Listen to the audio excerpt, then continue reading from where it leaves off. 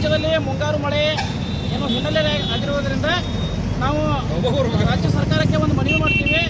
ನಮ್ಮ ರಾಜ್ಯದ ನೀರನ್ನು ಬೇರೆ ರಾಜ್ಯಕ್ಕೆ ನಾವು ಯಾವುದಕ್ಕೂ ಬಿಟ್ಕೊಡಂಗಿಲ್ಲ. ಒಂದು ವೇಳೆ ನೀವೇನಾದರೂ ಬಿಟ್ಕೊಡುವಂಥ ಪ್ರಸಂಗ ಬಂದರೆ ನಾವು ರಾಜ್ಯಾದ್ಯಂತ ಹೋರಾಟ ಮಾಡೋಕ್ಕೆ ಸಿಗ್ತೀವಿ ಅಂತ ಈ ಮೂಲಕ ಎಚ್ಚರಿಕೆ ಕೊಡ್ತೀವಿ. ಆಗಸ್ಟ್ 13 ಕರ್ನಾಟಕ ಬಂದ್ ಐತೆ. ಆಗಸ್ಟ್ 13 ಬಂದ್ ಮಾಡೋಕೆ ನಾವು ಯಾವಾಗಲೂ ಸಿದ್ಧರಿದ್ದೀವಿ.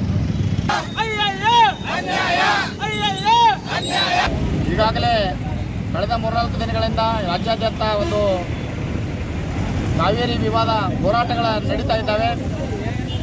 ಈ ನಿಟ್ಟಿನೊಳಗೆ ನಮ್ಮ ಕನ್ನಡ ಪರ ಸಂಘಟನೆಗಿಂದು ಕೂಡ ನಾವು ಬೆಂಬಲಾರ್ಥವಾಗಿ ಒಂದು ಹೋರಾಟವನ್ನು ಅಥಣಿಯಲ್ಲಿ ಮಾಡ್ತಾ ಇದ್ದೀವಿ. ಇದು ಅನೇಕ ವರ್ಷಗಳಿಂದ ಸುಪ್ರೀಂ ಕೋರ್ಟಿನ ಒಂದು ಒಡಂಬಡಿಕೆ ಪ್ರಕಾರ ನಮ್ಮ ರಾಜ್ಯ ಸರ್ಕಾರ ಮೇಲಿಂದ ಮೇಲೆ ಒಂದು ತಮಿಳುನಾಡಿಗೆ ನೀರನ್ನು ಹರಿಸುವಂಥದ್ದು ಇಲ್ಲಿನ ರಾಜ್ಯದ ರೈತರಿಗೆ ಭಾಳಷ್ಟು ಅನ್ಯಾಯವಾಗ್ತಾ ಇದೆ. ಅಂದರೆ ಈ ಬಾರಿ ಮುಂಗಾರು ಮಳೆ ಭಾಳಷ್ಟು ಪ್ರಮಾಣದಲ್ಲಿ ಕಡಿಮೆ ಆಗಿರೋದ್ರಿಂದ ರಾಜ್ಯಾದ್ಯಂತ ಒಂದು ಬರಗಾಲದ ಪರಿಸ್ಥಿತಿ ಎದುರಾಗಿದೆ. ಅನೇಕ ಜಿಲ್ಲೆಗಳಲ್ಲಿ ಅನೇಕ ತಾಲೂಕುಗಳಲ್ಲಿ ಈಗಾಗಲೇ ಬರಗಾಲವನ್ನು ಘೋಷಣೆ ಮಾಡಬೇಕು ಅಂತೇಳಿ ರೈತರು ಹೋರಾಟವನ್ನು ಮಾಡ್ತಾ ಇದ್ದಾರೆ.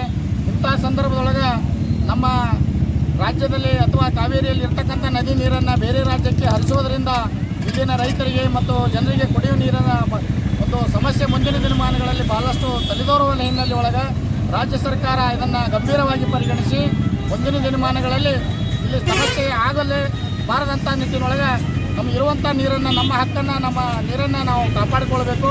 ಇದನ್ನು ಬೇರೆ ರಾಜ್ಯಕ್ಕೆ ಹರಿಬಿಡಲಿಕ್ಕೆ ಅವಕಾಶವನ್ನು ನೀಡಬಾರ್ದು ಅಂತೇಳಿ ಈ ಮೂಲಕ ಒತ್ತಾಯ ಮಾಡ್ತಾ ಇದ್ದೀವಿ. ದಿನ ಸಾಂಕೇತಿಕ ಹೋರಾಟ ಏನು ಕರ್ನಾಟಕದಾದ್ಯಂತ ಪ್ರತಿ ಕನ್ನಡ ಪರ ಸಂಘಟನೆ ಇರ್ಬೋದು, ರೈತ ಪರ ಸಂಘಟನೆ ಇರ್ಬೋದು, ಪ್ರತಿ ವಿಷಯದಾಗ ಏನಾಗೈತಿ ಹೋರಾಟ ಮಾಡೋದನ್ನ ಅನಿವಾರ್ಯತೆ ಆಗ್ಲಾತೈತಿ. ನಮ್ಮ ನೀರು ನಮ್ಮ ಹಕ್ಕು, ನಮ್ಮ ಹೋರಾಟ ಪ್ರತಿ ಸಾಧಾರಣ ಈಗ ಒಂದು 50 ವರ್ಷ ಹಿಡ್ಕೊಂಡು ಹೋರಾಟ ಮಾಡ್ಕೊತ ಬಂದ್ರೂ ಯಾವುದೇ ನೆಲೆಗಟ್ಟಕ್ಕೆ ಆಗ್ತಾ ಇಲ್ಲ. ಈಗ ಆಲ್ಮಟ್ಟಿ ವಿಷಯ ಇರ್ಬೋದು, ಈ ಕಾವೇರಿ ವಿಷಯ ಇರ್ಬೋದು, ಏನು ರಾಜಕಾರಣಿಗಳು ತಮ್ಮದಾದಂಥದ್ದು ಬರೀ ಸಿದ್ಧಾಂತ ಹೇಳ್ಕೊತ ಹೋಗ್ತಾರೋ ಹೊರತು ಒಂದು ಇತ್ಯರ್ಥ ಬರುವಂಥ ನಿಟ್ಟಿನಲ್ಲಿ ಯಾವುದೋ ಪ್ರಯತ್ನ ಆಗ್ತಾ ಇಲ್ಲ. ಕೇಂದ್ರ ಸರ್ಕಾರಗಳಿಗೆ ಏನು ಮಾಡ್ತಾ ಇದ್ದೇವೆ, ಯಾಕಂದ್ರೆ ಇದನ್ನು ಪಬ್ಲಿಕ್ ತೊಂದರೆ ಕೊಡೋದು ನಮ್ಮ ಕಡೆದಿಂದ ಅಳ್ಸೋದು, ತ್ರಾಸ ಪಡೋದು ನೀವು ಆರಾಮ್ಸೀರಿ ಇರೋದು. ನಮ್ಮ ನೀರು ನಮ್ಮ ಪ್ರಮಾಣದಾಗ ಎಷ್ಟು ನೀರು ಇರಬೇಕಾಗೈತಿ ಅದನ್ನು ಪ್ರತಿ ಸಲ ಹೋರಾಟಗಾರ ಪ್ರತಿ ಸಲ ಮಾಹಿತಿಗಳನ್ನು ಕೊಡ್ತಾ ಇದ್ದಾರೆ. ನೀವೇನು ಮಾಡ್ತಾ ಇದ್ದೀರಿ?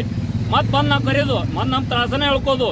ಬಟ್ ಇನ್ನು ಯಾವುದೇ ಹೋರಾಟಗಾರ ಕಾನೂನು ಕೈ ತಗುವಂಥ ಪರಿಸ್ಥಿತಿ ಉದ್ಭವ ಮಾಡುವಂಥ ನಿಟ್ಟಿನಲ್ಲಿ ನೀವು ರಾಜಕಾರಿಗಳು ಮಾಡ್ತಾ ಇದ್ದೀರಿ. ಅದನ್ನ ದಯಮಾಡಿ ಕಾನೂನು ವ್ಯವಸ್ಥೆ ಪಾಲಿಸೋರು ಎಚ್ಚರಗೊಳ್ಬೇಕು ಮತ್ತು ಸರ್ಕಾರಗಳನ್ನು ಎಚ್ಚರಗೊಳ್ಬೇಕು.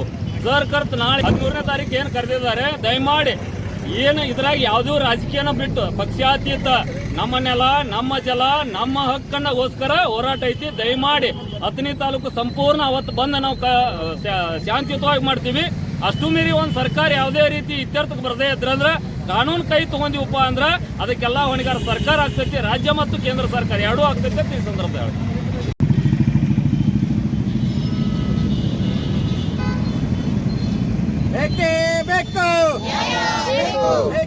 ಬೇಕು.